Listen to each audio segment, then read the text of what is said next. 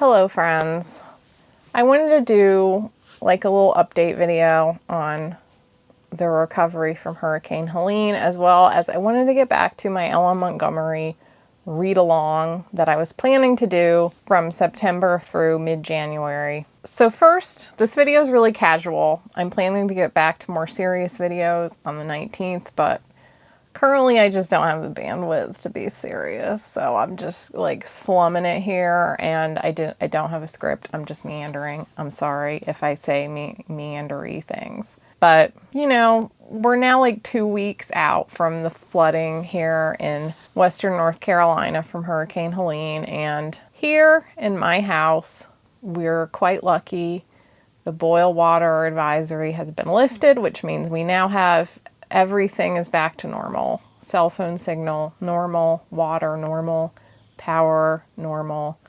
In the house, everything seems normal, which gives you a certain level of survivor guilt because a lot of places still don't have power and particularly water. The city of Asheville has a huge crisis with their water system where they have no water. They haven't had water for 2 weeks and they don't have a timeline on water restoration, which is a nightmare for a city. Like, Asheville isn't huge, but it is a city, and there is a lot of people who don't have water and like have no timeline on when to get water. They're talking about how to like drill wells to open the schools. Like, that's some serious stuff. So a lot of my friends who live in Asheville are still like very preoccupied with basic survival level stuff, like getting heavy water to flush their toilets and how to like shower when you don't have water and drinking water. So here in my house, I have like this mixed sense of like starting to feel normal, but whenever you get on the internet and you see your friends on social media, you're reminded that they are still dealing with like the very immediate aftermath of this hurricane. And then when you leave the house, you are also reminded that things are not normal. Like, I've been slowly like looking into all the businesses and restaurants, all the places we like to go. As you know, I love antique malls, and there are a number of antique malls in Asheville that we go to here and there. There's the Tobacco Barn that I showcased in my video on September 19th. There's Regeneration Station, which is kind of similar to Tobacco Barn, but has a little more like mid-century modern vibes instead of like rustic farmhouse vibes. There's Altamont Vintage, which is an air-conditioned antique mall. That's nice for the summer. And I found a lot of like little things there, like postcards and, you know, little fun doodads. And there's Marquee, which is a combination of an art gallery and an antique mall. It's a little more swank, but you get to see a lot of art, so that's fun. And then there's Sweeten Creek Antiques, which has a lot of vintage clothing and a lot of albums. So out of all those 5 antique malls that we go to regularly, Sweeten Creek is the only one that still is here. All the rest got destroyed to the point where I don't know if any of them will reopen. I don't know how bad their buildings got trashed, but I do know that we will not be going to antique malls anytime soon, except maybe Sweeten Creek. And like, I looked up my favorite Cuban food truck. It got wiped out. Their food was banging, and they were parked right next to the guitar bar where my dad would sometimes play, and the guitar bar is owned by such sweet people, and they were so adorably decorated, and that got wiped out. It's just like a weird feeling because a lot of stuff that we used to enjoy is just gone. And it's October, which is usually my favorite month, where we get out a lot and have a lot of adventures because the leaves start to change and the weather is perfect and everything just seems so festive here. There's a lot of tourists, which can be a mixed bag, but you know, it like has such a fun atmosphere here, really from October into Christmas. And I usually work at the bookstore a lot because we're really busy, and we get a lot of tourists that like love the town, and it's so fun to talk to them and find out where they came from. So yeah, there's just like a weird mixture of things are getting back to normal in the house.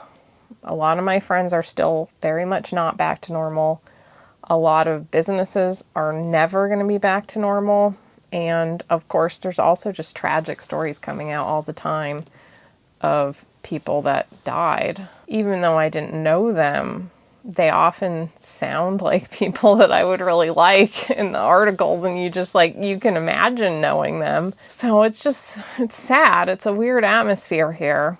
But we haven't really gone into Marshall very much because it's very much like a work zone, and people working have said, stay out of Marshall if you're not working because you're getting in our way and just like kicking up the nasty dust. But the other day we very quickly like kind of drove into town. I just wanted to see what the bookstore looked like, and it was getting to be evening, so we knew there wouldn't be as many workers anymore. So I got to see the bookstore's all been cleaned out, but there's like nothing there. All the buildings have like broken windows and they're all just emptied out, and a lot of them are being aired out to prevent mold from growing, and rebuilding should probably start fairly soon, I'd imagine. We had a lot of military troops who came in and helped do the dirty work. So that's all good. I feel like the cleanup has gone very smoothly, but I don't really know like how it's going to continue to feel, and it just kind of weighs on you. I feel like just tired and kind of depression symptoms, but in this vague way where in the immediate sense you feel like, how dare you be depressed? Because other people are much worse off and much more stressed out. But that's kind of a normal human response. But I am starting to read books again and write again and make videos again. Things are starting to improve. So I wanted to get back to my Ella Montgomery read, because that was going to be my first video of October, was talking about the Ella Montgomery books I read in September.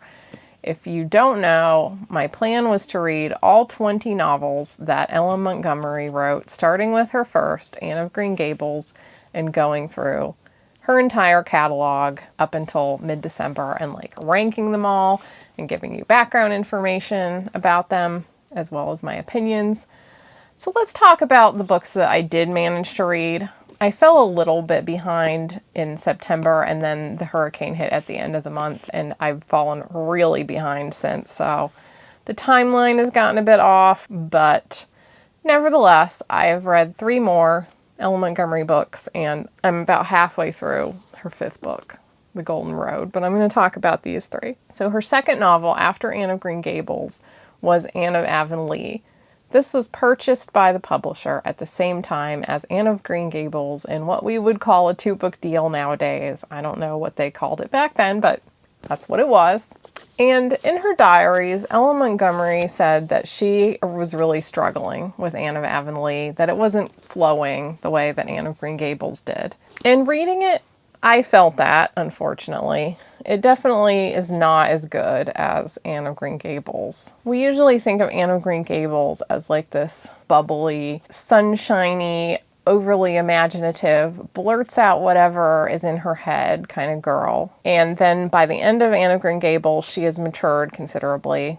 And that book has a real growth arc, both for Anne and Marilla, who adopts her. In Anne of Avonlea, Anne is all grown up.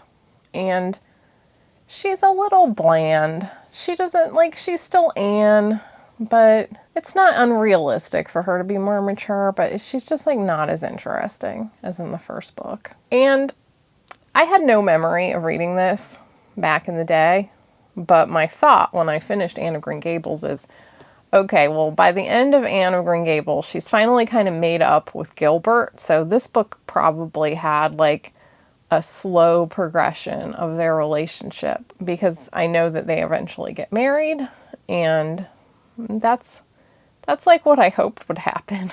What do Anne and Gilbert get up to in this book? They start like an improvement society where they're trying to make their village of Avonlea look more attractive by doing things like painting buildings and planting flowers by the roadside and asking a neighbor to tear down a derelict fence and things like that, which I gather was a very popular sort of thing to do back in the 1910s, was to kind of improve your town. I guess it was something that young people maybe would do. It feels like a very ladies' home journal kind of activity.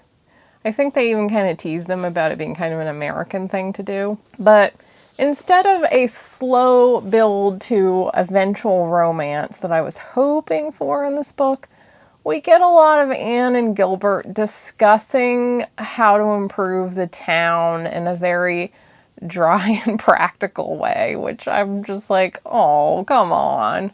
The other thing about this book, well, we no longer get much about Marilla's perspective. She's just kind of back to being older woman in the background. She and Anne kind of mutually decide to adopt twins who need a home, Dora and Davy. Dora is a good girl and has almost no speaking dialogue. She is described as being so good that she's boring. All the adults find her boring because she's too good. And then Davy's just a little scamp. Like, he's the definition of a little scamp. Davy is always doing like really naughty things. Like at one point he even like locks Dora in like a shed and everyone's looking for her for hours and thinks she's like fallen into a well and they're panicking, and they finally find her in the shed and she's crying, and Davy's finally like, it was just a joke. And I honestly want to throw Davy in the well when that happened, because I'm the kind of kid who would end up getting locked in the shed crying all day, not the Davy kid. I am not amused by Davy's antics at all.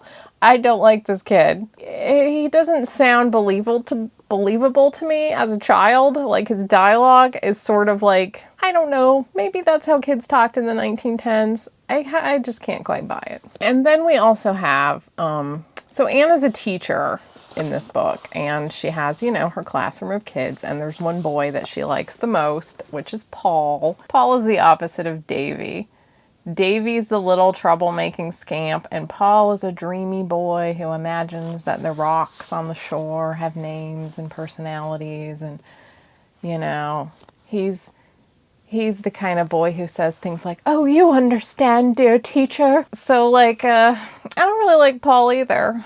I don't really buy Paul as a real little boy any more than Davy, even though they're totally opposite. Neither of them seem like real children. Of course, Maud was a teacher, so she certainly knew what children were really like. Maybe this is how children were back then sometimes. I don't know if it's just me being a curmudgeon, but I find I did not really love all of the chapters that are just like kids being scamps, kids being precocious. Luckily, like, as the book goes, the attention on the children falls away a little bit. There's a lot of kind of, episodic little adventures, which is similar to Anne of Green Gables. I feel like they just didn't quite hit as well as in the first book because there wasn't the like driving interest of Anne and Marilla's relationship. But some of them are fun. I still enjoyed the story. It comes across as more of a story about the whole town and all the quirky townspeople. I also feel like while Maud said with the first book that she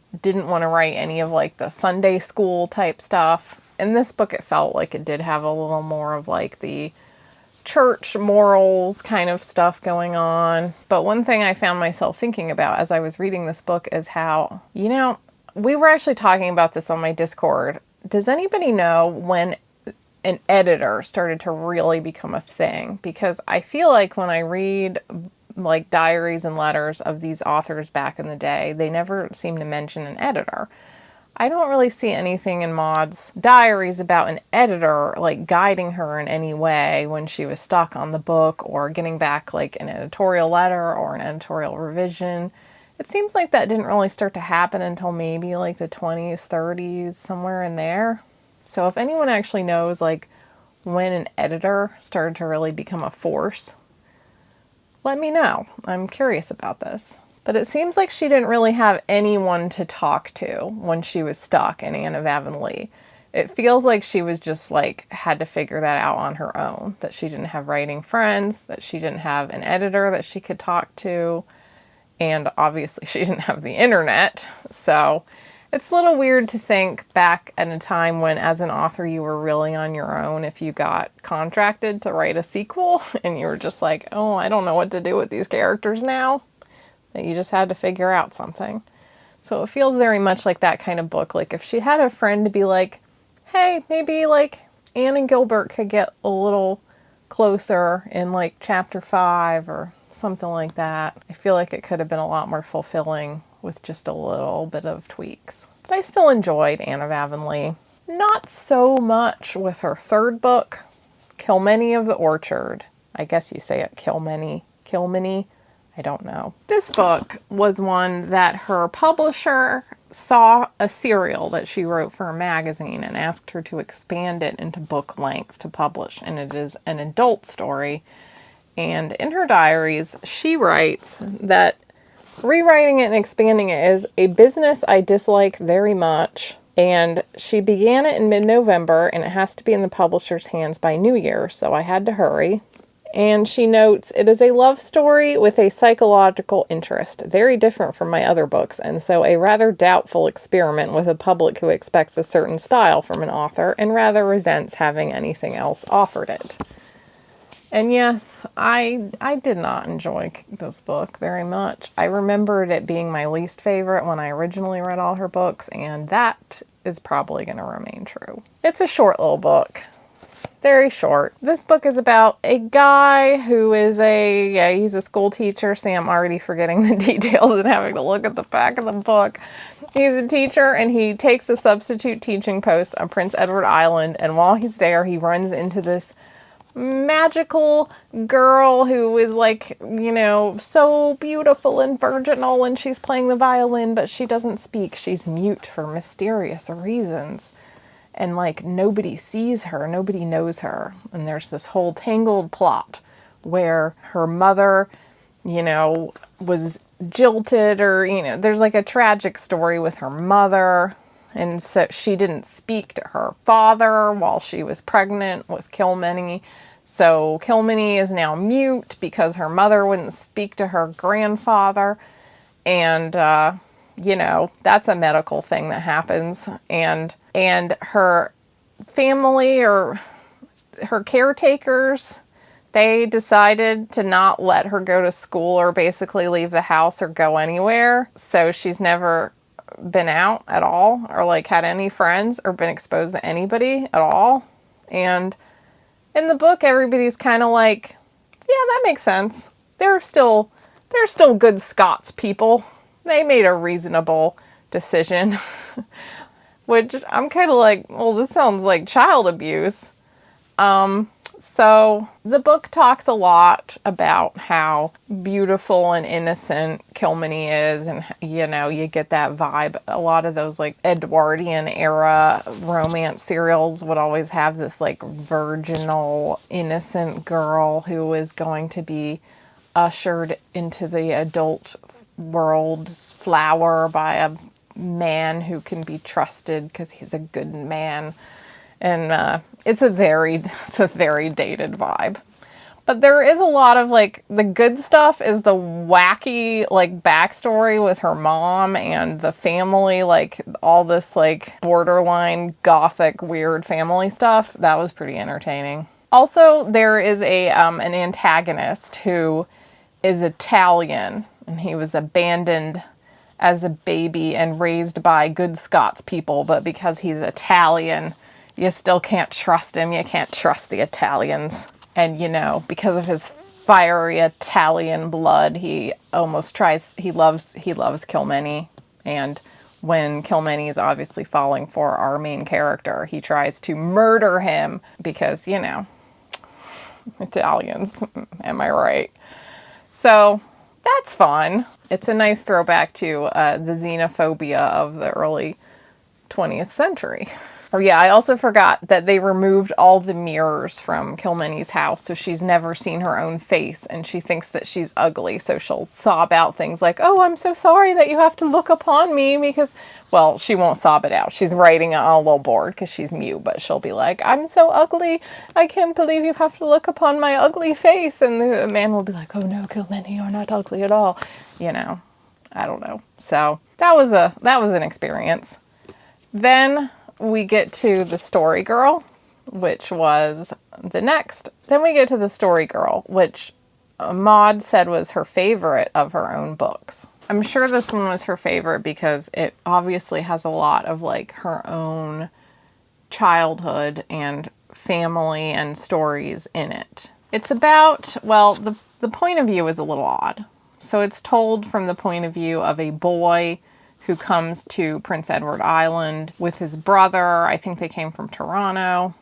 And as soon as they get there, they fall in with the children of Prince Edward Island's little town where they are, which I think they might be cousins. So it's from his point of view, and he's kind of a non-character. The story girl is obviously sort of the shining light of the book, but it's not from her point of view. And you would think, based on the description, that the story girl might be a little more like Anne, kind of a very luminous, imaginative girl.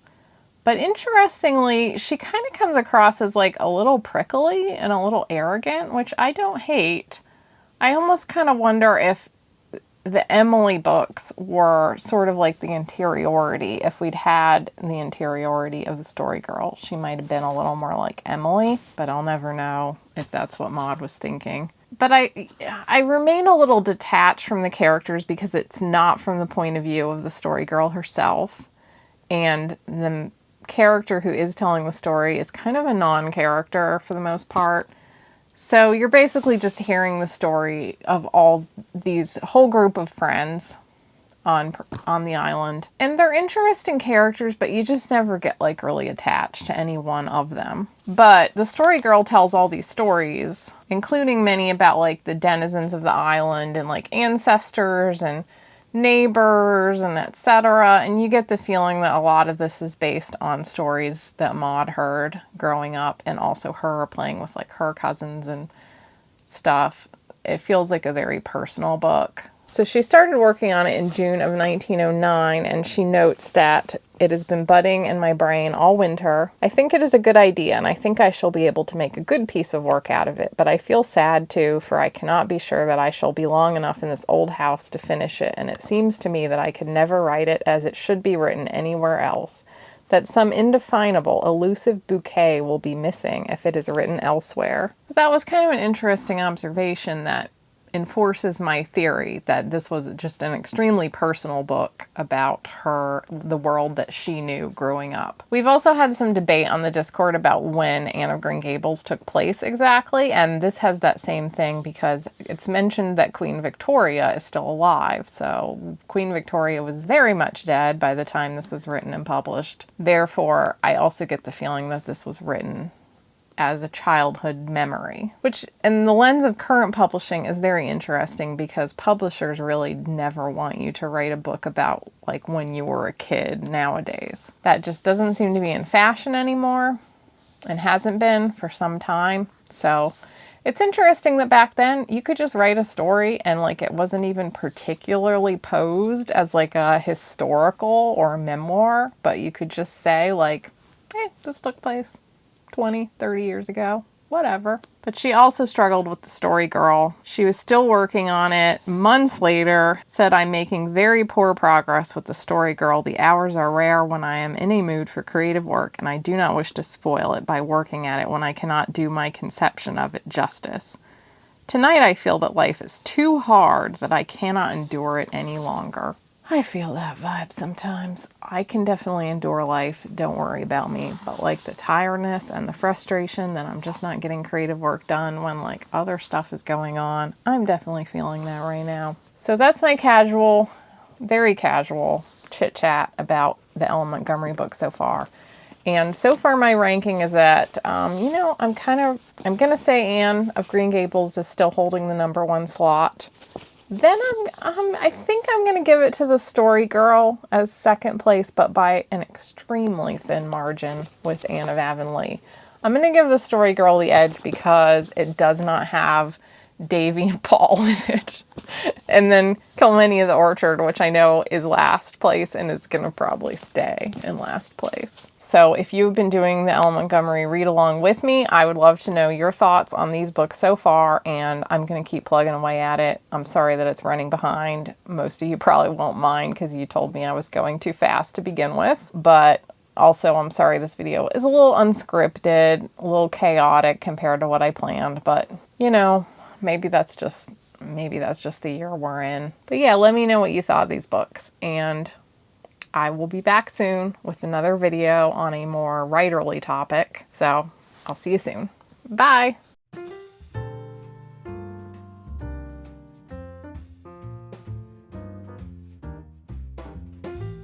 Paul is the opposite of Daisy.